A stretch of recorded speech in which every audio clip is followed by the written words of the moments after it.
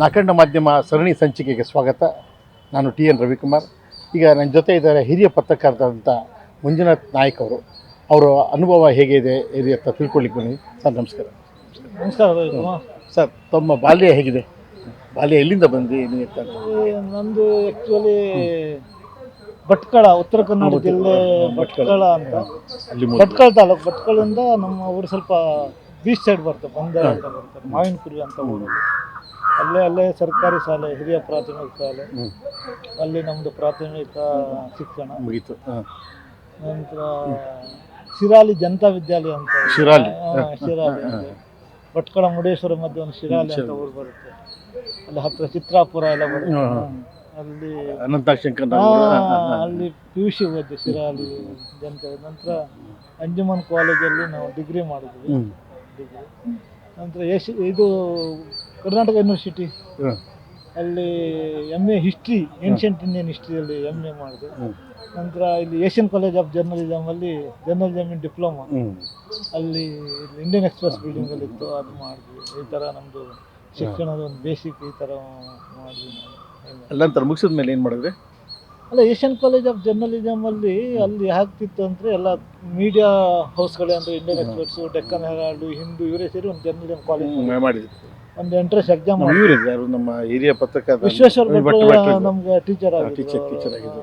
ಜ್ಯೋತಿಷ್ ಸನ್ಯಾಲ ಅಂತ ಡೀನ್ ಆಗಿದ್ರು ಅವರು, ಹಿಂದೂಸ್ತಾನ್ ಟೈಮ್ನವರು. ಅಲ್ಲಿ ಇಂಗ್ಲೀಷ್ನವರು ಒಂದು 20 ಜನ ತಗೊಳ್ತಿದ್ರು, ಕನ್ನಡದವ್ರಿಗೆ 5 ಜನ ತಗೊಳ್ತಿದ್ರು. ಒಂದು ಎಂಟ್ರೆನ್ಸ್ ಎಕ್ಸಾಮ್ ಇರ್ತಿದ್ರು ಸ್ಟೇಟ್ ಲೆವೆಲು. ಆ ಎಕ್ಸಾಮ್ ಪಾಸ್ ಆದಮೇಲೆ ನಾವು ಅಲ್ಲಿ ಒಂದು 9 ಮಂತ್ಸ್ ಡಿಪ್ಲೊಮಾ ಕೋರ್ಸ್ ಆಗಿರ್ತದೆ.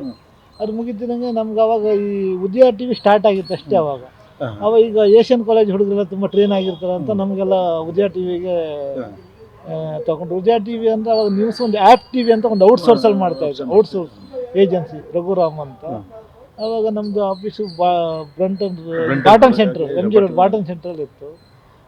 ಅಲ್ಲಿ ನಮ್ಮದು ಮುಗಿತಿದಂಗೆ ನಾವು ಅದು ಸ್ಟಾರ್ಟ್ ಮಾಡಿದ್ವಿ. ಅಲ್ಲಿ ಆ ಥರ ಅಲ್ಲಿಂದ ನಮ್ಮ ಕೆರಿಯರ್ ಮೊದಲು ಉದಯ TVನೇ ಸ್ಟಾರ್ಟ್. ನಮ್ಮದು ಸ್ಟಾರ್ಟ್ ಉದಯ TV 97ನಲ್ಲಿ. ಅವಾಗ ನಮ್ಗೆ TV ಮಾಧ್ಯಮಗಳಿಗೆ ಗೊತ್ತಿಲ್ಲ ಹೆಂಗೆ ವರ್ಕ್ ಮಾಡುತ್ತೆ ಏನು ಅಂತ. ಆ್ಯಕ್ಚುಲಿ ಅವಾಗ ಚಂದನ ಬಿಟ್ಟರೆ ಒಂದು ಖಾಸಗಿ ಚಾನಲು ಉದಯ TVನೇ ಇತ್ತು. ಅವಾಗ ಚಂದನ ಒಂದು ಸರ್ಕಾರಿ ಒಡೆತಂದಿತ್ತು. ನಂತರ ಈ ಸಣ್ಣ TV ನೆಟ್ವರ್ಕ್ನವರು ಉದಯ TV ಕರ್ನಾಟಕದಲ್ಲಿ ಶುರು ಮಾಡಿದ್ರು. ಅದರಲ್ಲಿ ನ್ಯೂಸು ಶುರು ಮಾಡಿದ್ರು. ನ್ಯೂಸ್ ಅಂದರೆ ಅವಾಗ ಬೆಳಿಗ್ಗೆ, ಮಧ್ಯಾಹ್ನ, ರಾತ್ರಿ ಈ ಥರ 3 ಟೈಮಲ್ಲಿ ಸುದ್ದಿ, ಎಂಟರ್ಟೈನ್ಮೆಂಟ್ ಚಾನಲಲ್ಲೇ ಸುದ್ದಿ ಬರ್ತಾಯಿತ್ತು ಅವಾಗ. ಆ ಥರದಿಂದ ನಮ್ಮ ಕೆರಿಯರ್ ಶುರು ಆಯಿತು. ಅಲ್ಲಿ ಫುಲ್ ಅಲ್ಲೇ ಇದು ಎಂಡೋರ್ಗು ಅಲ್ಲೇ ಇದ್ರ? ನಾವು ಆಲ್ಮೋಸ್ಟ್ ಉದಯ TVಯಲ್ಲಿ ಒಂದು 20 ವರ್ಷ ಮಾಡಿದ್ದೇವೆ. ಅಲ್ಲಿಂದ 2017 ತನಕನೂ ಉದಯ TV ಸೇವೆ. ಆರಂಭದಲ್ಲಿ ನಾನು ಕ್ರೈಮ್ ಅಪರಾಧಿ ವರದಿಗಾರಿಕೆ ಕ್ರೈಮ್ ರಿಪೋರ್ಟಿಂಗ್ ಮಾಡಿದೆ. ಕ್ರೈಮ್ ರಿಪೋರ್ಟಿಂಗ್ ಅವಾಗ TVಯಲ್ಲಿ ಯಾರು ಮಾಡ್ತಾರೆ, ನಮ್ಮದು ಒಂದೇ ಚಾನಲ್ ಇತ್ತು ಕ್ರೈಮ್ ರಿಪೋರ್ಟಿಂಗ್ ಮಾಡ್ತಾ ಇರೋದು. ಆವಾಗ ಕ್ರೈಮ್ ರಿಪೋರ್ಟಿಂಗು ನಾವೇ ಹೋಗ್ತಿದ್ವಿ ಎಲ್ಲ. ಆಲ್ಮೋಸ್ಟ್ ಅಲ್ಲಿ ಎಲ್ಲ ಇನ್ಸಿಡೆಂಟ್ ಆದಾಗ ನಾವು ಹೋಗ್ತೀವಿ. ಅಪರಾಧ ಸುದ್ದಿಗಳು ಏನೇನಾಗಿದಾಗ ಅದೆಲ್ಲ TVಯಲ್ಲಿ ಫಸ್ಟ್ ಟೈಮ್ ಆ ಥರ ಎಕ್ಸ್ಕ್ಲೂಸಿವ್ ಅಪರಾಧ ಸುದ್ದಿ ಬರ್ತಾಯಿತ್ತು. ಯಾಕಂದರೆ ಸರ್ಕಾರಿ ಚಾನಲಲ್ಲಿ ಅಪರಾಧ ಸುದ್ದಿ ಹಾಕ್ತಾ ಇತ್ತು. ಅವರು ಬರೀ ಸರ್ಕಾರಿ ಸುದ್ದಿಗಳು ಮತ್ತು ಕ್ರೈಮ್ ಆ ಥರ ಸುದ್ದಿ ಹಾಕಿದ್ರು. 1-2 ಸ್ಕ್ರಿಪ್ಟ್ ಓದ್ತಿದ್ರು ಬಿಟ್ಟರೆ ವಿಡಿಯೋ ಎಲ್ಲ ತೋರಿಸ್ತಾ ಇರಲಿಲ್ಲ. ನಾವಿತ್ತು ವಿಡಿಯೋ ಮತ್ತು ಸ್ಪಾಟಲ್ಲಿ ಏನಾಗಿದೆ ಅಲ್ಲಿ ಬೈಟ್ ತಗೊಂಡು ಒಂದು ತುಂಬ ಎಕ್ಸ್ಕ್ಲೂಸಿವ್ ಆಗಿ ದೊಡ್ಡದಾಗಿ ಸುದ್ದಿ ಕೊಡ್ತಿದ್ವಿ. ಜನರಿಗೆ ಅದೆಲ್ಲ ತುಂಬ ಇಷ್ಟೆಲ್ಲ ಇದು ನಡೀತಿದೆ ಕ್ರೈಮಲ್ಲೂ ಅನ್ನೋ ಥರ ಫಸ್ಟ್ ಟೈಮ್ ನಾವು ಆ ಥರ ಖಾಸಗಿ ಚಾನಲಲ್ಲಿ ತೋರಿಸೋ ಶುರು ಆಯಿತು. ಅಲ್ಲಿ ಇಂಪಾರ್ಟೆಂಟ್ ನಡೆದಿರುವಂಥ ಇನ್ಸಿಡೆಂಟ್ಸ್ ಯಾವ್ದು ಇದೆಯಾ ನೆನಪಿದೆ ನಿಮಗೆ? ಸರ್, ಈಗ ಉದಯ TV ನಾವು ರಿಪೋರ್ಟಿಂಗ್ ಮಾಡೋಕೆ ತುಂಬ ಇನ್ಸಿಡೆಂಟ್ ಆಗಿದೆ. ನಾವು ಕ್ರೈಮ್ ರಿಪೋರ್ಟಿಂಗ್ ಮಾಡುವಾಗಲೇ ನಿಮ್ಗೆ ಹೇಳೋದಾದರೆ ಅಪರಾಧಗಳು ತುಂಬ ಬೆಂಗಳೂರಲ್ಲಿ ಅದು ಯಾವಾಗ ಹಿಂದೂ ನಡೆದಿದೆ, ಇವತ್ತು ನಿನ್ನೆನೂ ನಡೀತಾನೆ ಇದೆ, ಕೊನೆ ಇಲ್ಲ. ಅವಾಗ ಬೆಂಗಳೂರು ತುಂಬ ಡಕಾಯಿತಿಗಳು ಜಾಸ್ತಿ ನಡೀತಾ ಇತ್ತು. ಡಕಾಯಿತಿಗಳು, ಕೊಲೆಗಳು ನಡೀತಿತ್ತು. ನೋಡಿ, ಅವಾಗ ನಾವು ಮಾಡುವಾಗ ಈ ದಂಡುಪಾಳ್ಯ ಗ್ಯಾಂಗ್ನವರು ತುಂಬ ಆ್ಯಕ್ಟಿವ್ ಆಗಿದ್ರು. ಅವ್ರದ್ದು ತುಂಬ ಸರಣಿ ಕೊಲೆಗಳು, ಪ್ರತಿದಿನ ಒಂದೊಂದು ಕೊಲೆ ನಡೀತಾ ಇತ್ತು ದಂಡುಪಾಳ್ಯ ಗ್ಯಾಂಗು. ನಂತರ ಒಬ್ಬ ಸೀರಿಯಲ್ ಕಿಲ್ಲರ್ ಶ್ಯಾಮ್ ಅಂತ ಇದ್ದ, ಅವನೊಂದು 20-30 ಕೊಲೆ ಮಾಡೋದು. ಅವನದು ಟೆರಿಫಿಕ್ ಹಿಸ್ಟ್ರಿ ಇತ್ತು. ಆ ಟೈಮಲ್ಲಿ ಅವನು ಸರಣಿ ಕೊಲೆಗಳು 20-30 ಕೊಲೆಗಳು ಅವನು. ನಂತರ ನಿಮಗೆ ತೆಲುಗಿದಿತ್ತು ಚಾಪಕಾಗದ ಹಗರಣ, ಬಹುಕೋಟಿ ನಕಲಿ ಚಾಪಕಾಗದ, ಕರೀಂ ಲಾಲ್ ತೆಲುಗಿ ಹಗರಣ, ಅದು ಆ ಥರ ಆ ಸುದ್ದಿಗಳು. ನಂತರ ಈ ದಂಡುಪಾಳ್ಯ ಸುದ್ದಿ, ಈ ಥರ ತುಂಬ ಭಯಾನಕ ಸುದ್ದಿಗಳು ಅವಾಗ ಸಿಕ್ಕಾಪಟ್ಟೆ ನಡೀತಾ ಇತ್ತು ಬೆಂಗಳೂರಲ್ಲಿ. ಅಪರಾಧ ಲೋಕ ತುಂಬ ಜೋರಾಗೇ ಇತ್ತು. ಕಡೆಗೆ ಕೆಲವು ಅಪರಾಧ ಲೋಕನೂ ಆ್ಯಕ್ಟಿವ್ ಆಗಿತ್ತು. ಈ ತನ್ವೀರ್ ಅಂತವರು ಈ ಥರದವ್ರದ್ದು ಕೆಲವು ನಡೀತಾ ಇತ್ತು. ಸುಮಾರು ಎನ್ಕೌಂಟ್ರುಗಳು ಆಗ್ತಿತ್ತು ಅವಾಗ. ಎನ್ಕೌಂಟ್ರ್ ರಾಮಯ್ಯದಲ್ಲಿ ಒಂದು ಸರಣಿ ಎನ್ಕೌಂಟ್ರ್ ಮಾಡಿದ್ರು ಪೊಲೀಸ್, ಟೆರರಿಸ್ಟ್ ಅಂತ ಹೇಳಕ್ಕೆ 8 ಜನ ಆ ಥರ ರಾಮಯ್ಯ ನಗರದಲ್ಲಿ ಗೋಕುಲದ ಹತ್ರ ಆ ಥರ ತುಂಬ ಸುದ್ದಿಗಳು ನಾವು ಆ ಟೈಮಲ್ಲಿ ಸುದ್ದಿ ಮಾಡಿದ್ವಿ. ನೆನ್ಪಿಟ್ಕೊಂಡು ಹೇಳೋದಾದ್ರೆ ಯಾವ್ದು ಹೇಳ್ಬೋದು ಸರ್? ನಾನು ನೆನ್ಪಿಟ್ಟು ಹೇಳಿದರೆ ತುಂಬ ಸುದ್ದಿಗಳು ಇದೆ. ಹಾಗೆ ನೋಡಿ, ನಾವು ರಾಜ್ಕುಮಾರ್ ಕಿಡ್ನ್ಯಾಪ್ ಆದಾಗ ನಾವು ತುಂಬ ಕವರೇಜ್ ಮಾಡಿದ್ವಿ, ಎಕ್ಸ್ಕ್ಲೂಸಿವ್ ಕವರೇಜ್. ಆವಾಗ ರಾಜ್ಕುಮಾರ್ ಕಿಡ್ನ್ಯಾಪ್ ಆ ಸಮಯದಲ್ಲಿ ಉದಯ ಟಿ ವಿ ಮಾತ್ರವೇ ಇತ್ತು, ಬೇರೆ ಚಾನಲ್ಗಳು ಎಲ್ಲ ಆಗಿತ್ತು ಎಲೆಕ್ಟ್ರಾನಿಕ್ ಮೀಡಿಯಾದಲ್ಲಿ. ಆವಾಗ ನಮ್ಮ ಉದಯ ಟಿ ವಿ ಹೇಗಿತ್ತು ಅಂದರೆ, ಉದಯ ನ್ಯೂಸೇ ಸ್ಟಾರ್ಟ್ ಮಾಡಿಬಿಟ್ರು. ರಾಜ್ಕುಮಾರ್ ಕಿಡ್ನ್ಯಾಪ್ ಆದ ದಿನವೇ ಉದಯ ನ್ಯೂಸ್ ಲಾಂಚ್ ಮಾಡಿಬಿಟ್ರು. ಯಾಕಂದರೆ ಆ ದಿನ ಅಂತೂ ಇಡೀ ಬೆಂಗಳೂರು ಶಟ್ ಡೌನ್ ಆಗಿಬಿಡ್ತು. ರಾಜ್ಕುಮಾರ್ ಕಿಡ್ನ್ಯಾಪ್ ಆಗಿದ್ದಾನ ಸುದ್ದಿ ಬಂದ ದಿನ ಅವಾಗ ಕಚೇರಿ ವಸಂತ ನಗರದಲ್ಲಿತ್ತು. ಅಲ್ಲಿ ಅಂಬೇಡ್ಕರ್ ಭವನ ಪಕ್ಕ ಇಡೀ ಬೆಂಗಳೂರೇ ಶಟ್ ಡೌನ್ ಆಯಿತು. ನಾವೆಲ್ಲ ಇಡೀ ಬೆಂಗಳೂರಿಗೆ ಗಾಡಿ ತಕ್ಕ ಹೋದರೆ ನಮ್ಮ ಎಲ್ಲ ಗಾಡಿಗಳು ಹೊಡೆದು ಹಾಕಿಬಿಟ್ರು. ಈ Udaya T V, Sun T V network, Tamil channel ಅನ್ನೋಕ್ಕಾಗಿ ಹೆಚ್ಚಾಗಿ ನಮ್ಮನ್ನೇ ತುಂಬ ಜನ ಟಾರ್ಗೆಟ್ ಮಾಡಿ, ಇದು ತಮಿಳ್ ಟಿ ವಿ, ತಮಿಳ್ ವೀರಪ್ಪನ ರಾಜ್ಕುಮಾರ್ ಕಿಡ್ನ್ಯಾಪ್ ಮಾಡಿದ್ದಾನಂತ. ನಂತರ ಹೇಗಿತ್ತು ಅಂದರೆ, ನಾವು ನಮ್ಮ ವೆಹಿಕಲ್ಗೆಲ್ಲ ಕನ್ನಡ ಬಾವುಟಗಳು ಕಟ್ಕೊಂಡು, ಈ ಕನ್ನಡ ಏರಿಯಾ ಅಂದರೆ ನೀವು ರಾಜಾಜಿನಗರ, ವಿಜಯನಗರ, ಬಸವೇಶ್ವರ ನಗರ ಹೋದರೆ ನಮ್ಗೆ ವಾಪಸ್ ಬರೋಕ್ಕೆ ದಾರಿ ಗೊತ್ತಾಗ್ತಾರಲ್ಲ, ಎಲ್ಲ ನಮ್ಮ ಗಾಡಿ ಮೇಲೆ ಅಟ್ಯಾಕ್ ಮಾಡಿಬಿಟ್ರು. ಇಡೀ ಬೆಂಗಳೂರು ಸ್ತಬ್ಧ, ಫುಲ್ ಕರ್ಫ್ಯೂ ಹಾಕ್ದಂಗೆ ಇತ್ತು. ಒಂಥರ ವಾರ್ ಫೀಲ್ಡ್ ಥರ, ಯುದ್ಧ ಭೂಮಿ ಥರನೇ ಆಗ್ಬಿಟ್ಟಿತ್ತು. ಅದ್ರ ಮಧ್ಯೆ ತುಂಬ ಜನ ನಮ್ಗೆ ಕಲ್ಲಿಟ್ಟು ಹೊಡೆದ್ರು, ಗಾಡಿ ಗ್ಲಾಸ್ ಎಲ್ಲ ಹೊಡೆದು ಹಾಕಿದ್ರು. ಅದ್ರ ಮಧ್ಯೆನೂ ನಾವು ರಿಪೋರ್ಟಿಂಗು ಎಲ್ಲ ಟೈರ್ಗಳು ಸುಟ್ಟಿದ್ದು, ಇಡೀ ಬೆಂಗಳೂರಲ್ಲಿ ಟೈರ್ ಸುಟ್ಟಿದ್ದು, ಎಲ್ಲ ಗಾಡಿಗಳು ಬೆಂಕಿ ಹಾಕೋದು, ಅದನ್ನೇ ಹಸಿ ಚಾನಲಲ್ಲಿ ಹಾಗೆ ಬಿಟ್ಬಿಟ್ರು. ಯಾಕಂದ್ರೆ ಅದೇ ನ್ಯೂಸ್ ಚಾನಲ್ ಶುರು ಮಾಡಿದ್ರು. ಫುಟೇಜ್ ಬೇರೆ ಏನಿಲ್ಲ, ಇದೇ ಫುಟೇಜ್ಗಳೇ ಹೋಗ್ತಾ ಇತ್ತು ಎಲ್ಲ ಡೇ, ಫುಲ್ ಬೆಳಿಗ್ಗೆಯಿಂದ ಸಂಜೆ ತನಕ. ಉದಯ ನ್ಯೂಸ್ ಸರಿನೇ ಲಾಂಚು ನೋಡಿ, ಒಂದು ಚಾನಲ್ ಲಾಂಚ್ ಮಾಡಿದಾಗ ಹೆಂಗಂದ್ರೆ, ಒಂದು ಪ್ರೆಸ್ ಕಾನ್ಫರೆನ್ಸ್ ಇಲ್ಲ, ಒಂದು ಮುಹೂರ್ತ ಇಲ್ಲ, ಒಂದು ಪೂಜೆನೇ ಇಲ್ಲ. ರಾಜ್ಕುಮಾರ್ ಕಿಡ್ನಾಪ್ ಆದರೂ ಅದನ್ನ ಚಾನಲ್, ನ್ಯೂಸ್ ಚಾನಲ್ ಶುರು ಮಾಡಿಬಿಟ್ರು. ಬೇರೆ ಯಾವ ಪ್ರಿಪ್ರೇಷನ್ ಇಲ್ಲ. ಇದೊಂದು ನೋಡಿ ರೆಕಾರ್ಡೇ ಇದು. ಈಗ ನೀವು ತಿಂಗಳಗಟ್ಟಲೆ ಉದಯ ಟಿವಿ ಯೂಟ್ಯೂಬ್ ಹಂಗೆ ಅದು ಮ್ಯೂಸಿಕ್ ಚಾನಲ್ ಮಾಡಿದ್ರು. ಮ್ಯೂಸಿಕ್ ಚಾನಲ್ ಅವ್ರು ಬರ್ತಾರೆ ಆಟೋಮೆಟಿಕ್ ಸ್ಟಾರ್ಟ್ ಆಯಿತು ನೋಡಿ. ಒಂದು ಚಾನಲ್ಗಾಗಿ ಇಷ್ಟೆಲ್ಲ ಕಸರತ್ತೆಲ್ಲ ಹಿಂಗೆ ಮಾಡ್ತಾರಲ್ಲ, ಕಸರತ್ತೆಲ್ಲ ರಾಜ್ಕುಮಾರ್ ಕಿಡ್ನಾಪ್ ಆದಿನ ಒಂದು ಚಾನಲ್ ರೆಡಿ ಆಗಿಬಿಡ್ತು. ಬೆಳಿಗ್ಗೆಯಿಂದ ಸಂಜೆ ತನಕ ರಾಜ್ಕುಮಾರ್. ಆ ಟೈಮಿಗೆ ಏನಾಗಿತ್ತು ಅಂದರೆ, DMK ಗೌರ್ಮೆಂಟ್ ಇತ್ತು ತಮಿಳ್ನಾಡಿನಲ್ಲಿ, DMK ಗೌರ್ಮೆಂಟ್ ಇತ್ತು. DMKಗೂ ಸನ್ ಟಿ ವಿವರೆಗೂ ಸಂಬಂಧಿಗಳಲ್ವ ಅವರೆಲ್ಲ, ಒಂದು ಫ್ಯಾಮಿಲಿ ಸಂಬಂಧ. ಅಲ್ಲಿ ಏನೇನು ಸುದ್ದಿಗಳು ಬರ್ತವೆ ನಮ್ಮ ಉದಯ ಟಿ ವಿಗೂ ಬರ್ತಿತ್ತು, ಎಕ್ಸ್ಕ್ಲೂಸಿವ್ ಸುದ್ದಿಗಳು. ಎಲ್ಲರೂ ನಮ್ಮ ಚಾನಲ್ಲೇ ರೆಫರ್ ಮಾಡ್ತಾ ಇರ್ತೀರು, ಬೇರೆ ನ್ಯಾಷನಲ್ ಚಾನಲ್ನೆಲ್ಲ ಇವರಲ್ಲಿ ಏನು ಬರುತ್ತೆ ಸುದ್ದಿ ಅಂತ. ಈಗ ವೀರಪ್ಪಂದು ಕ್ಯಾಸೆಟ್ ಬಂದು ಮಕ್ಕಳು, ಅದು ಫಸ್ಟ್ ಸನ್ ಟಿ ವಿ ಬರ್ತಿತ್ತು, ಕಡೆ ಉದಯ ಟಿ ವಿಗೆ ಬರ್ತಿತ್ತು. ಈ ಥರ ಸರಣಿ ಸುದ್ದಿಗಳು, ಬರೀ ಅದೇ ಸುದ್ದಿಗಳು. ಒಂದು ವಾರ 108 ದಿನ ಸುದ್ದಿ ಮಾಡಿದ್ದೇವೆ ಪೂರ್ತಿ.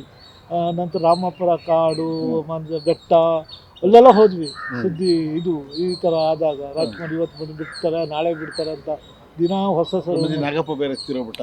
ನಾಗಪ್ಪ ತೀರೋದು, ಮತ್ತು ಅವಾಗ ಮತ್ತೆ ಸುಮ್ಮನೆ ಟೆನ್ಷನ್ ಎಲ್ಲ ಕ್ರಿಯೇಟ್ ಆಗಿಬಿಡ್ತು. ಹೀಗೆಲ್ಲ ಆದಾಗ ಅವಾಗ ಒಂದು ದೊಡ್ಡ ಅಸೈನ್ಮೆಂಟ್ ಅದು ಹೇಳ್ಬೋದು. ಇಡೀ ಜಗತ್ತೇ ಬೆಂಗಳೂರು, ಕರ್ನಾಟಕ ಕಡೆ ನೋಡ್ತಾ ಇತ್ತು. 108 ಜನ ಟೂರಿಸ್ಟೇ ಬಂದಿಲ್ಲ ಬೆಂಗಳೂರಿಗೆ. ನಿಮ್ಗೊಂದು ಚಿಕ್ಕ ಉದಾಹರಣೆ ಹೇಳಬೇಕಂದ್ರೆ, ಇಲ್ಲಿ ವಿಧಾನಸೌಧ ಮುಂದೆ ಈ ಟೂರಿಸ್ಟ್ ಫೋಟೋ ಹೊಡಿತಾರಲ್ಲ, ಅವ್ರಿಗೆ 108 ದಿನ ಕೆಲಸನೇ ಇಲ್ಲ. ಅವರೇ ಹೇಳ್ತಾ ಇದ್ರು, ನಮ್ಮ ಟೂರಿಸ್ಟ್ ಎಲ್ಲ ಫೋಟೋ ಹೊಡೆದು ₹1 ನಮ್ಗೆ ಇನ್ಕಮ್ ಇಲ್ಲ ಅಂತ. ಆ ಥರ ಎಲ್ಲ ಆಗೋಯ್ತು ಆ ಟೈಮಲ್ಲಿ. 108 ಇಡೀ ಬೆಂಗಳೂರೇ ಸ್ತಬ್ಧ ಥರ ಆಗಿಬಿಟ್ಟಿತ್ತು. ಅದು ಬೆಂಗಳೂರಾಗಿದ್ದವ್ರಿಗೆಲ್ಲ ಅದು ಎಕ್ಸ್ಪೀರಿಯನ್ಸ್ ಹಾಗೆ ಆಗಿರುತ್ತೆ ಆ ಟೈಮಲ್ಲಿ. ಅದೊಂದು ಮೇಜರ್ ಅಸೈನ್ಮೆಂಟು. ನಂತರ ರಾಜ್ಕುಮಾರ್ ಸತ್ತಾಗಲೂ ಸಹ ಅದು ದೊಡ್ಡ ಅಸೈನ್ಮೆಂಟು. ರಾಜ್ಕುಮಾರ್ ಸತ್ತಾಗ ನಮಗೆ ಸುದ್ದಿ ಬಂದಾಗ ನಾವು ಹೋದರೆ, ಸದಾಶಿವನಗರ ಅವ್ರ ಮನೆ ಇದ್ದೀವಿ, ಏನು ವ್ಯವಸ್ಥೆನೇ ಇಲ್ಲ, ಏನು ತಯಾರಿನೇ ಇಲ್ಲ. ಜನ ಒಂದೇ ಸಲ ಇಡೀ ಬಳ್ಳಾರಿ ರೋಡೇ ಸ್ತಬ್ಧ ಆಗಿಬಿಡ್ತು. ಗಾಡಿಗಳಿಲ್ಲ, ನೋಡ್ರೆ ಡೆಡ್ ಬಾಡಿಯಲ್ಲಿ ಇಡಬೇಕು, ಏನು ಅರೇಂಜ್ಮೆಂಟೇ ಇಲ್ಲ. ಡೆಡ್ ಬಾಡಿ ಪ್ಯಾಲೇಸ್ ನೋಡಿ ತಗೋದ್ರಲ್ಲಿ ಅರೇಂಜ್ಮೆಂಟ್ ಇಲ್ಲ. ಈ ದಂಗೆ ಎದ್ದುಬಿಟ್ರು ಅಭಿಮಾನಿಗಳು, ಪೊಲೀಸ್ ಅಧಿಕಾರಿಗಳ ಮೇಲೆಲ್ಲ ಅಸಾಲ್ಟ್ ಮಾಡಿದ್ರು. ನಮ್ಮದು OB ವ್ಯಾನ್ ತಗೋ ಹೋಗಿದ್ರು ಅಲ್ಲಿ ಕವರೇಜ್ ಮಾಡೋಕ್ಕೆ ಅಂತ, ಲೈವ್ ಮಾಡಬೇಕಂತ. ಆ OB ವ್ಯಾನು ಎಲ್ಲ ಸೆಟಪ್ ಮಾಡ್ತಾ ಇದ್ದಂಗೆ ಯಾರು ಹೇಳಿದ್ರು, ಇದು ತಮಿಳ್ರದ್ದು ನೋಡ್ರು ಅಂತ ಆ OB ವ್ಯಾನ್ಗೆ ಕಲ್ಲು ತೂರಾಟ ಮಾಡಿ, ಕಡೆ ಆ OB ವ್ಯಾನೇ ಒನ್ ವೇನಲ್ಲಿ ಆ ಕಡೆ ಓಪನ್ ಇತ್ತು, ಅದೇ ಹಾಗೆ ಒನ್ ವೇನಲ್ಲೇ ಓಡಿಸ್ಕೊ ಬಂದುಬಿಟ್ರು ಆ ಟೈಮಲ್ಲಿ. ಎಲ್ಲ ಗಾಡಿ ಗೀಡಿ ಎಲ್ಲ ಬೆಂಕಿ ಹಾಕಿ ಅದೆಲ್ಲ ಎಲ್ಲರಿಗೂ ಗೊತ್ತಿರೋ ವಿಷಯ. ಆ ಟೈಮಾಗ ಏನಾಯಿತು ಅಂತ ಅದು ತುಂಬ ಹಾರಿಬಲ್ ಇನ್ಸಿಡೆಂಟ್. ಅದೆಲ್ಲ ನಾವು ಲೈವು ಇಡೀ ಫೀಲ್ಡಲ್ಲೇ ಇದ್ದು ಕೆಲಸ ಮಾಡಿದ್ದೀವಿ ಆ ಟೈಮಲ್ಲಿ.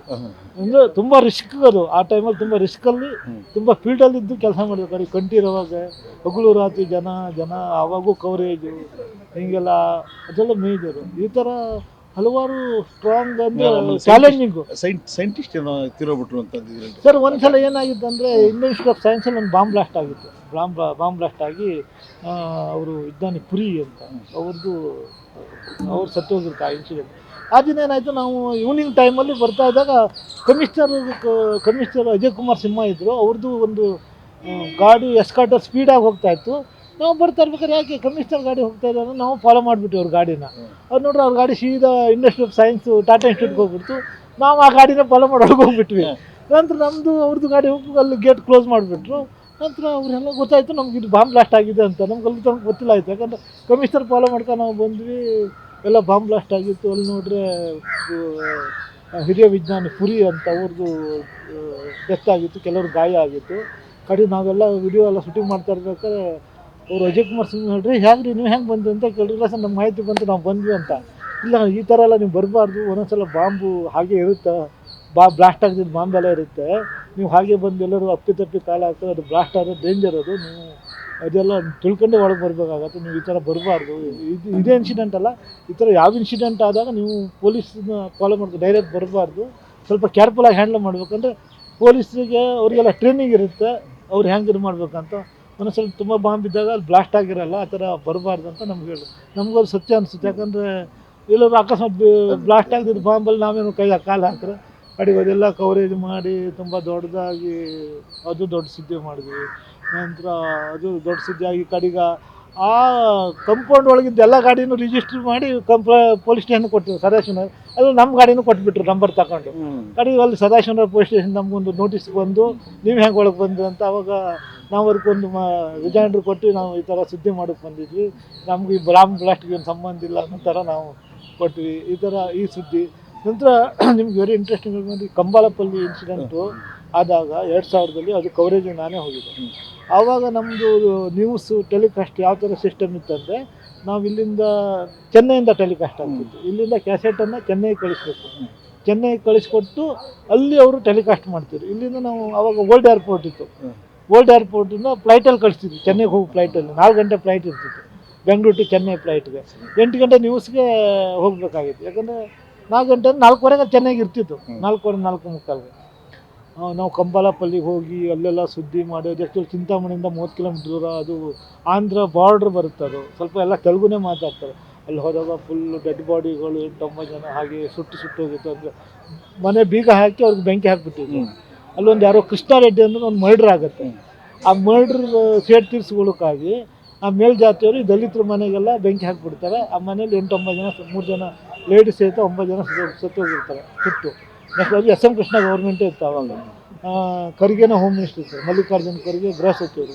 ಅವಾಗ ನಾವು ಬೆಳಗ್ಗೆನೇ ಇಲ್ಲಿಂದ ಹೋಗ್ತಿದ್ವಿ, ಎಲ್ಲ ಕವರೇಜ್ ಮಾಡಿ ಅಲ್ಲಿ ಅವ್ರದ್ದೆಲ್ಲ ಪ್ರತ್ಯಕ್ಷದರ್ಶಿಗಳು, ಹೋಮ್ ಮಿನಿಸ್ಟರ್ದು ಎಲ್ಲ ಬೈಟ್ ತಗೊಂಡು. ಆವಾಗ ನಮಗೊಂದು ನೋಕಿಯಾ ಸೆಟ್ ಕೊಟ್ಟರು, ಚಿಕ್ಕ ನೋಕಿಯಾ ಸೆಟ್. ಅದು ಒಂದು ಸ್ವಲ್ಪ ವೈರ್ಲೆಸ್ ಸೆಟ್ ಥರ ಇತ್ತು. JTM ಮತ್ತು ಉದಯ ಒಂಥರ JTM ಇಂದ ಉದಯ ಮೊಬೈಲ್ ಆಗಿದೆ ಅಂತ. ನಮಗೂ ಅವ್ರಿಗೆ ಬಾಟರ್ ಸಿಸ್ಟಮ್ ಇತ್ತು.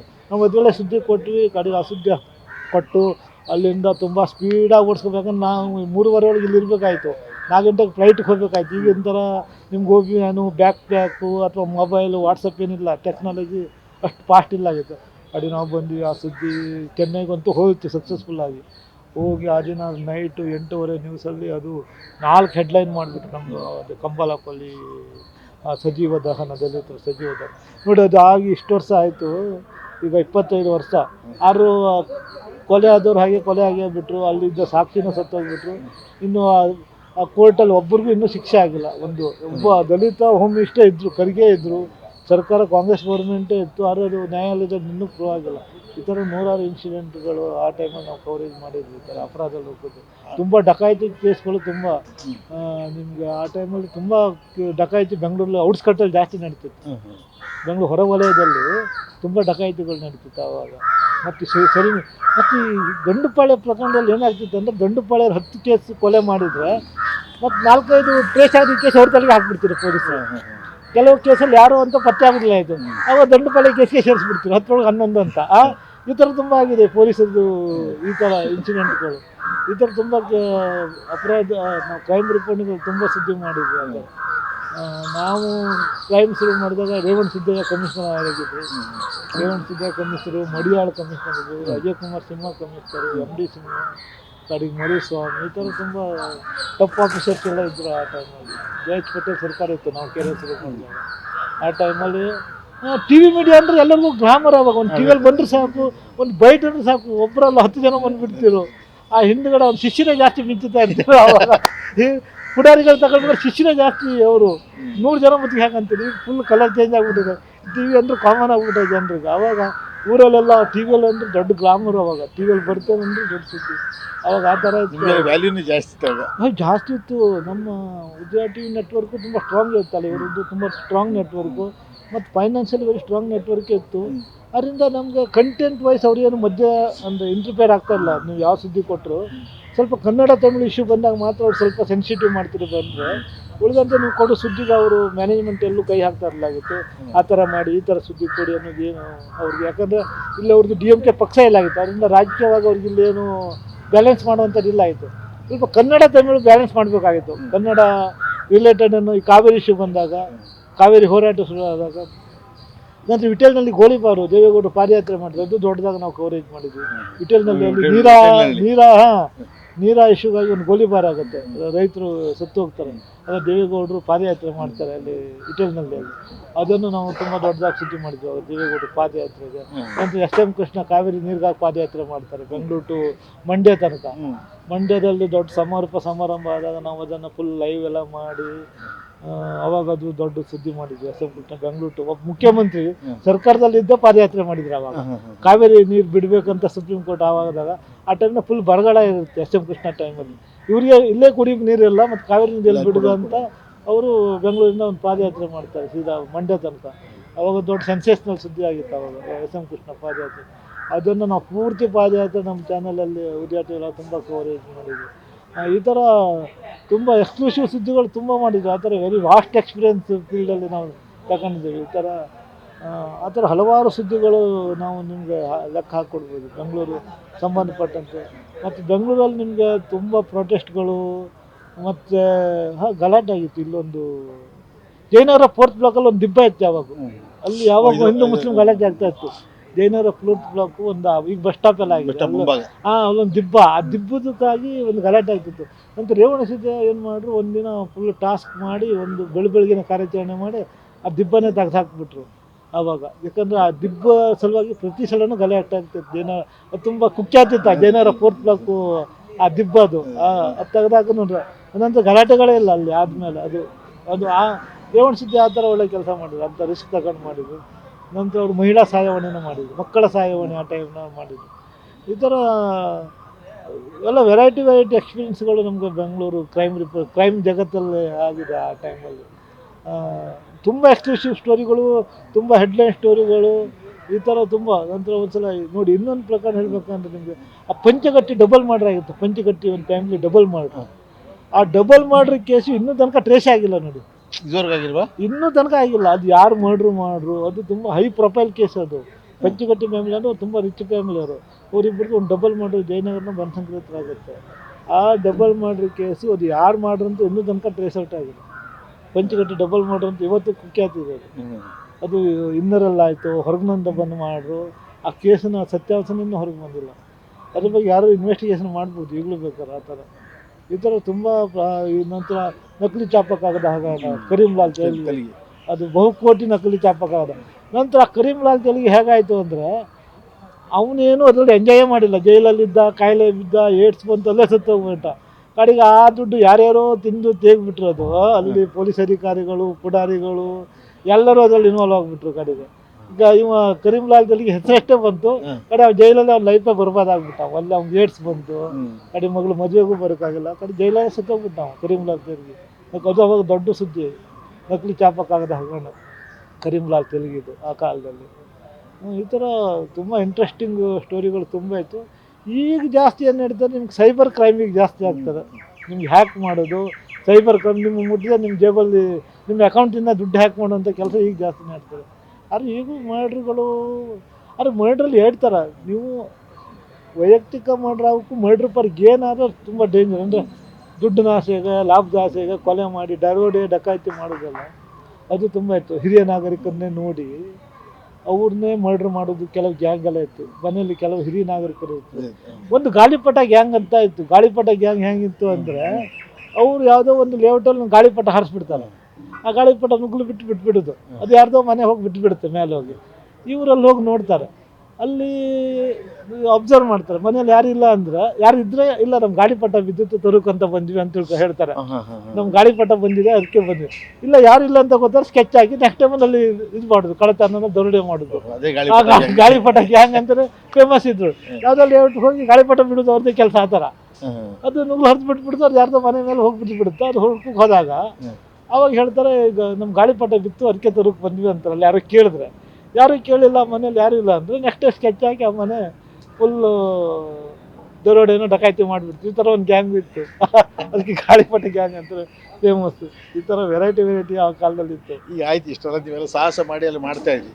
ನಿಮ್ಮ ಸೆಕ್ಯೂರಿಟಿ ಹೆಂಗೆ ಮಾಡ್ತಾ ಇದ್ರಿ? ನಿಮ್ಮ ಸೆಕ್ಯೂರಿಟಿ ಬಗ್ಗೆ ಯೋಚನೆ ಮಾಡ್ತಾ ಇಲ್ಲ ನೀವು? ಸರ್ ಸೆಕ್ಯೂರಿಟಿ ಅಂತ ಏನಿಲ್ಲ. ಈಗ ನಮ್ಮ ಚಾನಲ್ದವ್ರದ್ದು ಒಂದು ಪ್ಲಸ್ ಪಾಯಿಂಟ್ ಅಂದ್ರೆ ಕ್ಯಾಮ್ರಾಮನ್ ಇರ್ತಾರೆ, ಡ್ರೈವರ್ ಅಂತ ನಾವು ಒಂದು 3-4 ದಿನ ಗ್ಯಾಂಗ್ ಎದ್ದು ಬಿಡ್ತಿದ್ರು ಅಷ್ಟೇ. ಮತ್ತು ಉಳಿದ ಸೆಕ್ಯೂರಿಟಿಗೂ ಇಲ್ಲ. ಅಲ್ಲ ನಿಮ್ಗೆ ಲೈಫ್ ಸೆಕ್ಯೂರಿಟಿಗೆ ಹೆಂಗೆ ನೀವು ಹೋಗಿ ಇದು ಮಾಡ್ತೀರಿ, ಅದು ಮಾಡ್ತೀರಿ, ಎಲ್ಲ ಮಾಡ್ತೀರಿ. ನಿಮ್ಮ ಸೆಕ್ಯೂರಿಟಿ ಏನು ಮಾಡ್ತಾ ಇರಿ ಮತ್ತೆ? ಸರ್ ಸೆಕ್ಯೂರಿಟಿ ಇಲ್ಲ. ಒಂದ್ಸಲ ಜ್ಞಾನ ಭಾರತಿಯಲ್ಲಿ ಯೂನಿವರ್ಸಿಟಿ ಕ್ಯಾಂಪಸ್ಸಲ್ಲಿ ಒಂದ್ಸಲ ಈ ಸ್ಟೂಡೆಂಟ್ಗಳು ಪ್ರೊಟೆಸ್ಟ್ ಮಾಡ್ತಾರೆ. ಪ್ರೊಟೆಸ್ಟು ನಾವು ಹೋದ್ವಿ. ಪ್ರೊಟೆಸ್ಟ್ ಮಾಡಿದಾಗ ನಾವು ಹೋದಾಗ ಏನಾಯಿತು, ನಾವು ಹೋಗ್ತೀನಿ, ಪೊಲೀಸರು ಅಂದರೆ ಅವರು ಗಿಂಡೆಲ್ಲ ಹೊಡೆದಾಕ್ಬಿಡ್ತೀವಿ. ಯೂನಿವರ್ಸಿಟಿದೇನು ಸ್ಟೂಡೆಂಟ್ದೇನೋ ಇಶ್ಯೂ ಆಗಿರುತ್ತೆ. ನಾವು ಮಧ್ಯಾಹ್ನ ಹೋಗ್ಬಿಡ್ತೀವಿ, ಅಲ್ಲಿ ಗ್ಲಾಸ್ ಎಲ್ಲ ಹೊಡೆದಾಕ್ಬಿಡ್ತಾರೆ. ಜ್ಞಾನ ಭಾರತಿ ಮೇನ್ ಕ್ಯಾಂಪಸ್ಸು. ಅದನ್ನೆಲ್ಲ ನಾವು ಲೈವ್ ಆಗಿ ಎಲ್ಲ ನಮ್ಗೆ ಸಿಗುತ್ತೆ. ಲಾಠಿ ಇದು ಆ ಹೊಡೆದು ಅಷ್ಟಿಗೆ ಪೊಲೀಸರು ಲಾಠಿ ಚಾರ್ಜ್ ಮಾಡಿಬಿಡ್ತಾರೆ ಅವ್ರ ಮೇಲೆ. ಲಾಠಿ ಚಾರ್ಜ್ ಮಾಡಿ ಸಿಕ್ಕಾಬಿಟ್ಟು ಅದನ್ನು ನಮ್ಮ ಲೈವ್ ಆಗಿ ನಾವು ತಗೊಂಡ್ವಿ ಫುಲ್ಲು. ಈ ಪೊಲೀಸಿಗೆ ಗೊತ್ತಾಗುತ್ತೆ ಇದೆಲ್ಲ ರೆಕಾರ್ಡ್ ಮಾಡ್ತಾ ಇದ್ದಾರೆ ಅಂತ, ಚಾನಲ್ನವ್ರು ರೆಕಾರ್ಡ್ ಮಾಡ್ತಾ ಇದ್ದಾರೆ ಅಂತ. ಅವಾಗ ಏನು ಮಾಡ್ರು, ಅವ್ರು ನಮಗೂ ಲಾಠಿ ಚಾರ್ಜ್ ಮಾಡಿಬಿಟ್ರು. ಸ್ಟೂಡೆಂಟ್ ಜೊತೆ ಸೇರಿ ನಮಗೂ ಲಾಠಿ ಚಾರ್ಜ್ ಮಾಡಿ ನಮ್ಮ ಕ್ಯಾಮ್ರಾನ ಕಸ್ಕೊಂಡ್ಬಿಟ್ರು. ಏನು ಇದೆಲ್ಲ ಶೂಟಿಂಗ್ ಮಾಡ್ತೀರಿ ಹಾಗೆ ಹೀಗೆ ಅಂತ. ಕ್ಯಾಮ್ರಾ ಕಸ್ಕೊಂಡು ಕಡೆಗೆ ನಮಗದು ದೊಡ್ಡ ಇಶ್ಯೂ ಆಗೋಯ್ತು. ನಾವು ಆಫೀಸ್ಗೆ ಫೋನ್ ಮಾಡಿದ್ವಿ, ಈಗ ನಮ್ಮ ಕ್ಯಾಮ್ರಾ ಎಲ್ಲ ಕಸ್ಕೊಂಡ್ಬಿಟ್ರು ಅಂತ. ಕ್ಯಾಸೆಟಲ್ಲಿ ತೊಗೊಳಕ್ಕೆ ಇದು ಮಾಡಿದ್ರು, ನಾವು ಕ್ಯಾಸೆಟ್ ಕೊಡಲಿಲ್ಲ. ಕಡೆಗೆ ನಮ್ಮಲ್ಲಿ ಅದು ದೊಡ್ಡದಾಗಿ ಸುದ್ದಿ ಮಾಡಿದ್ರು. ಅದು ಲಾಠಿ ಚಾರ್ಜ್ ಎಲ್ಲ ತುಂಬ ಲೈವ್ ಆಗಿ ಬಂತು. ನಮಗೆಲ್ಲ ಹೊಡೆದಿಲ್ಲ, ಒಂದು ಬರೆ ಎಲ್ಲ ಬಂತು. ಅದಪ್ಪ ಪ್ಲಾಸ್ಟಿಕ್ ಇದಿರುತ್ತೆ ಲಾಠಿ ಬಂತು. ಕಡೆಗೆ ನಾವು ಆವಾಗ ಇವ್ರಿಗೆ ಕಂಪ್ಲೇಂಟ್ ಎಲ್ಲ ಬರುತ್ತೆ. ಯಾರಿಗೆ? ಕಮಿಷನರ್. ಕಮಿಷನರ್ ಕಂಪ್ಲೇಂಟು, ವೇವನ್ಸ್ಗೆ ಕಂಪ್ಲೇಂಟ್ ಕೊಟ್ಟರು. ಆವಾಗ ಇವರು J H Patel government, Shinde ಏನೋ ಹೋಮ್ ಮಿನಿಸ್ಟರ್ ಇರ್ತಾರೆ. ಆವಾಗ ನಮ್ಮ ರಿಪೋರ್ಟರ್ಸ್ ಗಿಲ್ಡಿಂದ ಮತ್ತು ನಮ್ಮ ರೌಂಡ್ಸ್ ವಿಧಾನಸೌಧ ರೌಂಡ್ಸ್ ಎಲ್ಲರೂ ಪ್ರೊಟೆಸ್ಟ್ ಮಾಡಿ ಆ ದಿನ ಕಡೆಗೆ ಇವರು ಅಜಯ್ ಕುಮಾರ್ ನೇತೃತ್ವದಲ್ಲಿ ಒಂದು ಕಮಿಟಿ ಮಾಡ್ತಾರೆ. ಅದು ತನಿಖೆ ಮಾಡೋಕ್ಕೆ, ನಮ್ಮ ಎಲ್ಲ ಲಾಠಿ ಚಾರ್ಜ್ ಆದ ತನಿಖೆ ಮಾಡೋಕ್ಕೆ ಅಜಯ್ ಕುಮಾರ್ ನೇತೃತ್ವ ಅವರು ಜಾಯಿಂಟ್ ಕಮಿಷನರ್ ಅದು ಸಮಿತಿ ಮಾಡ್ತಾರೆ. ಕಡೆ ನಮ್ಮ ಲಾಠಿ ಚಾರ್ಜ್ ಮಾಡಿದ ರಮೇಶ್ ಬಾಬುನ ಟ್ರಾನ್ಸ್ಫರ್ ಮಾಡಿ ಸಸ್ಪೆಂಡ್ ಮಾಡ್ತಾರೆ. ಇವರು ಉದ್ದೇಶಪೂರ್ವಕ ಲಾಠಿ ಚಾರ್ಜ್ ಮಾಡಿದ್ದಾರೆ ಅವರು ಮೀಡಿಯಾದವ್ರ ಮೇಲೆ ಅಂತ. ಕಡೆ ಕ್ಯಾಮ್ರಾ ಎಲ್ಲ ವಾಪಸ್ ಕೊಡ್ತಾರೆ. ಕಡೆ ರಮೇಶ್ ಬಾಬು ಟ್ರಾನ್ಸ್ಫರ್ ಮಾಡ್ತಾರೆ. ಕಡೆ ರಮೇಶ್ ಬಾಬು ಯಾಕೆ ಹೇಳಿದ್ರು ನಂತರ ಏನು ಹೇಳಿದ್ರು ಗೊತ್ತಾ? ಸರ್ ನಂದೇನು ತಪ್ಪಿಲ್ಲ, ಅದು ಭಾವ ಹೇಳಿದ್ರದಕ್ಕೆ ನಾವು ಕ್ಯಾಮ್ರಾ ಕಸ್ಕೊಂಡ್ವಿ ಅಂತ. ಅವರೆಲ್ಲ ಮುಗಿದ್ಮೇಲೆ ನಂತರ ಲಾಸ್ಟ್ ಹೇಳ್ತಾರಲ್ಲ ತನಿಖೆ, ನಾವು ಅವ್ರು ಹೈಯರ್ ಆಫೀಸರ್ ಭಾವ ACP ಇದ್ರು, GA ಭಾವ.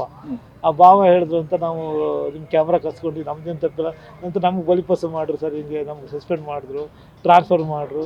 ಮೀಡಿಯಾದವರಲ್ಲಿ ತುಂಬ ದೊಡ್ಡದಾಗಿ ಸುದ್ದಿ ಮಾಡಿರೋದು. ಮೀಡಿಯಾದವ್ರ ಮೇಲೆ ಅಟ್ಯಾಕ್ ಮಾಡಿದ್ರು, ಈ ಥರ ಲಾಠಿ ಚಾರ್ಜು ಅಂತ ಪೇಪರ್ದಲ್ಲಿ ತುಂಬ ದೊಡ್ಡ ಸುದ್ದಿ ಬಂತು. ತನಿಖೆ ಮಾಡಿ ಕಡೆಗೆ ಅಜಯ್ ಕುಮಾರ್ ಸಿಂಹ ಒಂದು ರಿಪೋರ್ಟ್ ಕೊಟ್ಟರು. ನಾಲ್ಕು ಮೀಡಿಯಾದವ್ರು ಏನಾದ್ರು ಗಲಾಟೆ ಹೋದರೆ ಒಂದು ಜಾಕೆಟ್ ಕೊಡಬೇಕು, ಐಡೆಂಟಿಫೈ ಮಾಡೋ ಥರ. ಗುರ್ತಿ ಫೋಟೋಗ್ರಾಫರ್ಸ್ಗೆ ಇವರೆಲ್ಲ ಫ್ರಂಟ್ ಲೈನ್ಗೆ ಹೋಗ್ತಾರಲ್ಲ, ಪೊಲೀಸವ್ರ ಮೇಲೆ ಅಟ್ಯಾಕ್ ಮಾಡಿದ್ದಾರೆ, ಒಂದು ಜಾಕೆಟ್ ಕೊಡಬೇಕು ಅಂತ ಒಂದು ಶಿಫಾರಸು ಮಾಡಿದ್ರು. ಅದು ಇನ್ನೂ ಇಂಪ್ಲಿಮೆಂಟಿಗೆ ಬಂದೇ ಇಲ್ಲ. ಅದ ನಂತರ ಆ ಜಾಕೆಟ್ ಕೊಟ್ಟರೆ ಪೊಲೀಸರವ್ರಿಗೆ ಅವಾಯ್ಡ್ ಮಾಡ್ಬೋದು, ಅಂದರೆ ಹೊಡಿದಿರ್ತಾರೆ ಅವಾಯ್ಡ್ ಮಾಡ್ಬೋದು ಅಂತ ಅವಾಗ ಒಂದು ಶಿಫಾರಸು ಕೊಟ್ಟರು. ಕಮಿಷನರ್ ಇಂಟ್ರೆಸ್ಟ್ ತಗೊಂಡ್ರು. ಕಡೆಗೆ ಅಷ್ಟೇನು ಅದು ಇಂಟ್ರೆಸ್ಟ್ ಆಗಿ ಬಂದಿಲ್ಲ ಅದು. ಅದ ನಂತರ ಆ ಥರ ದೊಡ್ಡ ಅಟ್ಯಾಕ್ ಯಾರ ಮೇಲೆ ಆಗಿಲ್ಲ. ಇನ್ನು ಅಟ್ಯಾಕ್ ಆದಮೇಲೆ ಮತ್ತೆ ಯಾರು ಆ ಥರ ಮಾಡ್ಬೋದು ಅಂತ ಹಿಂಗೆಲ್ಲ ಆ ಥರ ನಾವು ವಿಕ್ಟಿಮ್ ಆಗಿದ್ದೇವೆ. ನಾವು ಏಟು ತಿಂದಿದ್ದೇವೆ ಆ ಟೈಮಲ್ಲಿ. ರಾಜ್ಕುಮಾರ್ ಕಿಡ್ನಾಪ್ ಟೈಮಲ್ಲೂ ಏಟು ತಿಂದಿದ್ದೇವೆ ಆ ಥರ. ಸರ್ ಇದು ಫೀಲ್ಡ್ ಹೋದ್ಮೇಲೆ ನೀವು ಓಪನ್ ಗಲಾಟೆ ಅಥವಾ ದೊಂಬೆಯಲ್ಲಿ ನಿಮ್ಗೇನು ಸೆಕ್ಯೂರಿಟಿ ಅಂತ ಯಾರು ಸೆಕ್ಯೂರಿಟಿ ಮಾಡೋಕ್ಕಾಗಲ್ಲ. ಅಲ್ಲಿ ನಮ್ಮ ಸೆಕ್ಯೂರಿಟಿಯಲ್ಲಿ ನಾವಿರಬೇಕು, ಬಿಟ್ಟರೆ ಸೇಫ್ ಆಗಿರಬೇಕು. ಈಗ ಪ್ರಿಂಟ್ ಮೀಡಿಯಾದವ್ರು ಹೇಗೋ ದೂರಿಂದ ಮಾಡ್ಬೋದು. ಈಗ ಎಲೆಕ್ಟ್ರಾನಿಕ್ ಮೀಡಿಯಾ ಕ್ಯಾಮ್ರಾಮನ್ಗಳಿಗೆಲ್ಲ ರಿಸ್ಕ್ ಇರುತ್ತೆ. ಅದು ಇವತ್ತು ರಿಸ್ಕ್ ಇರುತ್ತೆ, ನಾಳೆನೂ ಅವ್ರಿಗೆ ರಿಸ್ಕ್ ಇರುತ್ತೆ. ಯಾಕಂದರೆ ಅವ್ರು ಫ್ರಂಟ್ ಲೈನ್ ಹೋಗ್ತಾರೆ, ಅವ್ರಿಗೆ ಎನಿ ಟೈಮ್ ರಿಸ್ಕ್ ಇರುತ್ತೆ.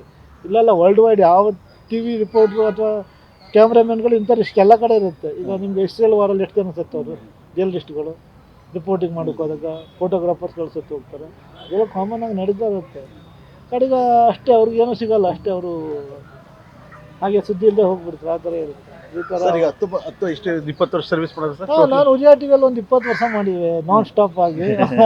ನಾನ್ ಸ್ಟಾಪ್ 20 ಇಯರ್ಸ್ ಮಾಡಿದ್ದೇವೆ. ಅವಾಗ ನಾವು ಸ್ಟಾರ್ಟ್ ಮಾಡಿದಾಗ ಜೆ.ಎಚ್. ಪಟೇಲ್ ಗೌರ್ಮೆಂಟ್ ಇತ್ತು, ಎಸ್.ಎಂ. ಕೃಷ್ಣ, ಧರ್ಮಸಿಂಗು, ಕುಮಾರಸ್ವಾಮಿ, ಸಿದ್ದರಾಮಯ್ಯ, ಈ ಥರ ವೆರೈಟಿ ಆಫ್.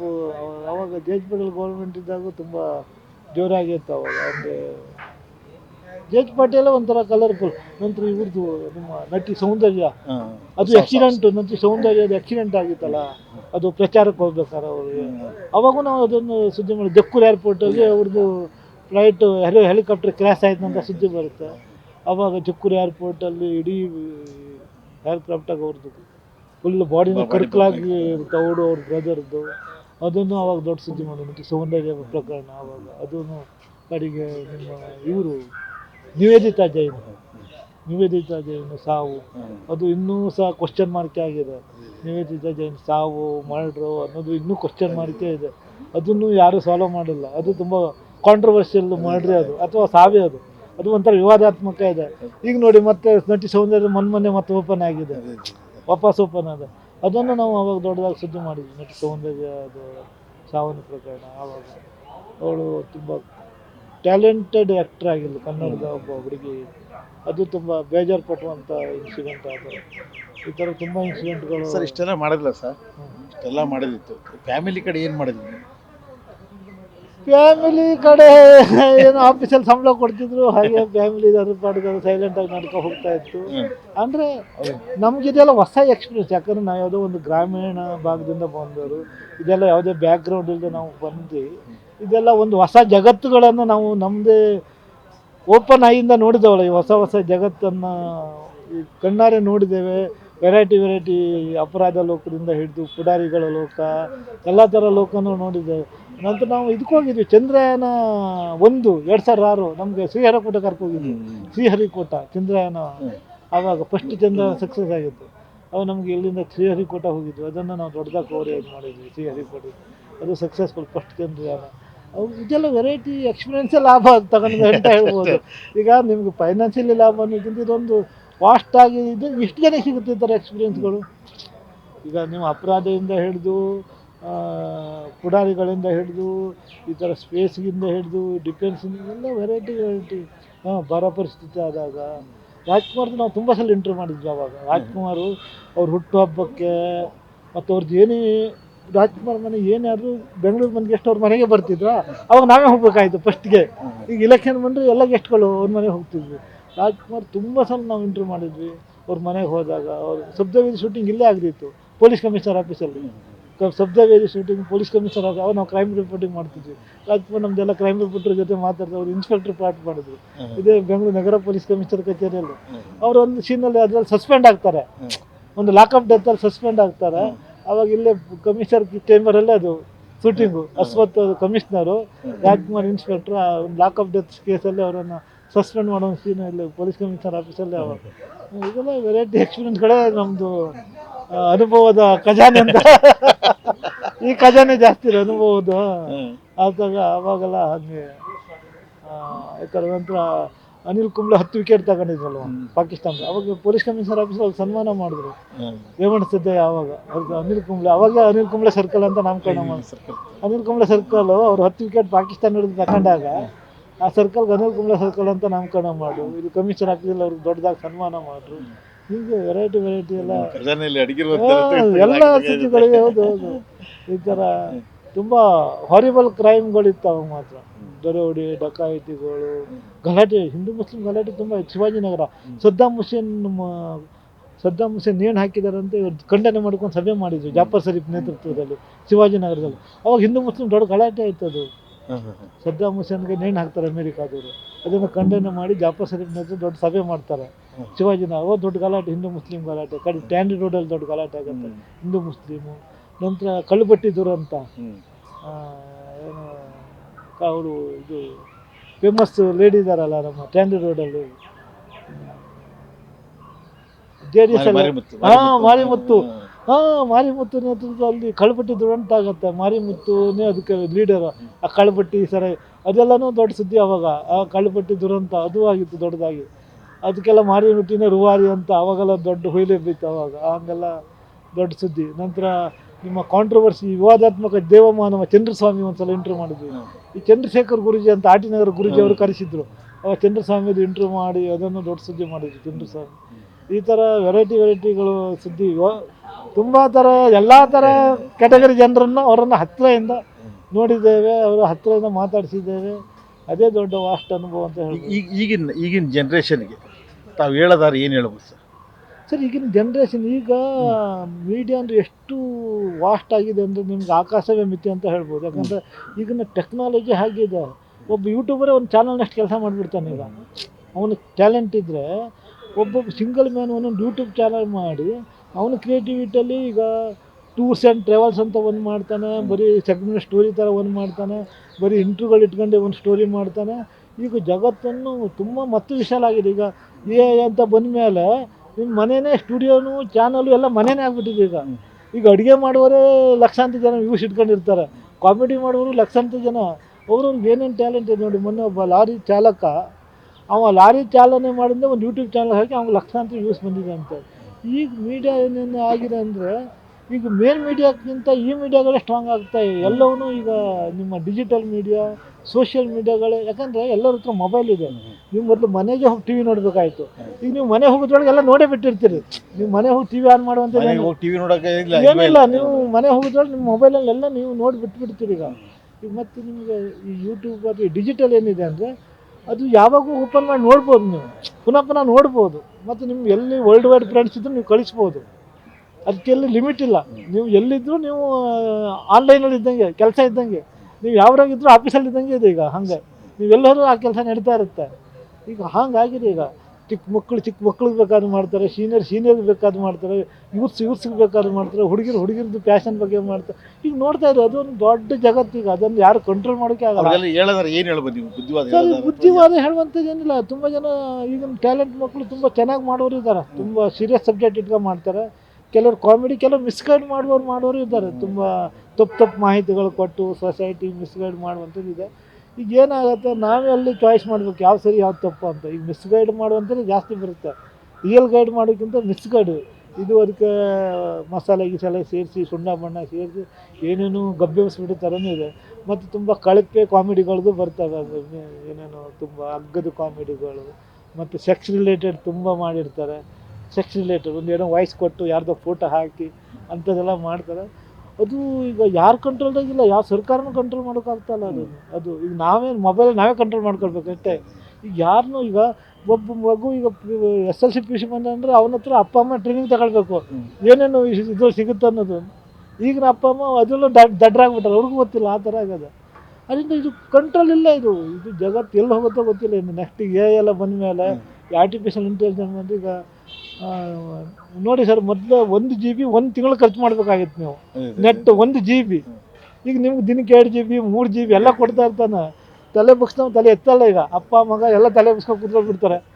ಯಾರಿಗೂ ಮಾತಾಡಲ್ಲ. ಆ ಥರ ತಲೆ ಬಗ್ಸ ಅವ್ರ ಪಡ್ಗವ್ರು ಕೂತ್ಕೊಳ್ತಾರೆ. ಅವ್ರ ಪಡ್ಗ ಅವ್ರಿಗೆ ಏನಾಗ್ತಾರೆ ಗೊತ್ತಾಗಲ್ಲ. ಮನೆಗೆ ಯಾರು ಬಂದರು, ಅವ್ರಿಗೆ ಏನು ತಿಂತಾರೆ ಅವ್ರಿಗೆ ಗೊತ್ತಿರಲ್ಲ.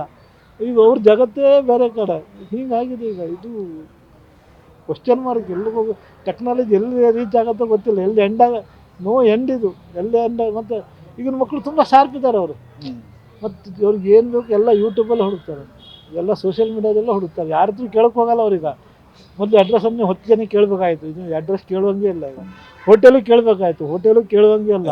ಟಾಪ್ ಡಾಕ್ಟ್ರ್ ಬೇಕಂದ್ರೆ ಅಲ್ಲೇ ಹುಡುಕ್ತಾರೆ. ಎಲ್ಲನೂ ಅಲ್ಲೇ ಬಂದು ಈಗ ಹಂಗಾಗಿದೆ. ಈಗ ಅದು ತುಂಬ ದೊಡ್ಡ ಜಗತ್ತನ್ನು ಮೀರಿಬಿಟ್ಟಿದೆ. ಅದು ಎಲ್ಲಿ ಈಗ ಗೊತ್ತಿಲ್ಲ ಎಲ್ಲಿನ ತನಕ ಇದು ಎಲ್ಲಿ ಹೋಗುತ್ತೋ ಗೊತ್ತಿಲ್ಲ, ಯಾವ ಥರ ಎಂಡ್ ಆಗುತ್ತೋ ಗೊತ್ತಿಲ್ಲ. ನೋಡಿ, ಮನೇಲಿ ಬರೀ ಮೊಬೈಲ್ ನೋಡಬೇಡ ಅನ್ನೋಕ್ಕೆ ಎಷ್ಟು ಜನ ಮಕ್ಕಳು ಸುಸೈಡೇ ಮಾಡ್ಕೊಳ್ತಾರೆ. ಈಗ ಮೊಬೈಲ್ ಜಾಸ್ತಿ ನೋಡಬೇಡ, ಮೊಬೈಲ್ ಕಿಟ್ಬೇಡ, ಮೊಬೈಲ್ ಕೊಡಿಸಿಲ್ಲ ಅಂತ ಹೀಗೆಲ್ಲ ಇದೆ. ಮತ್ತು ಯಾರು ಲವರ್ ಮೆಸೇಜ್ ಮಾಡಿಲ್ಲ, ಮೆಸೇಜ್ ನೋಡಿಲ್ಲ, ಫೋನ್ ಮಾಡಿಲ್ಲ ಅಂದ್ರೆ ಈ ಥರ ಎಲ್ಲ ತುಂಬ ಸೆನ್ಸಿಟಿವ್ ಇದೆ ಇದು.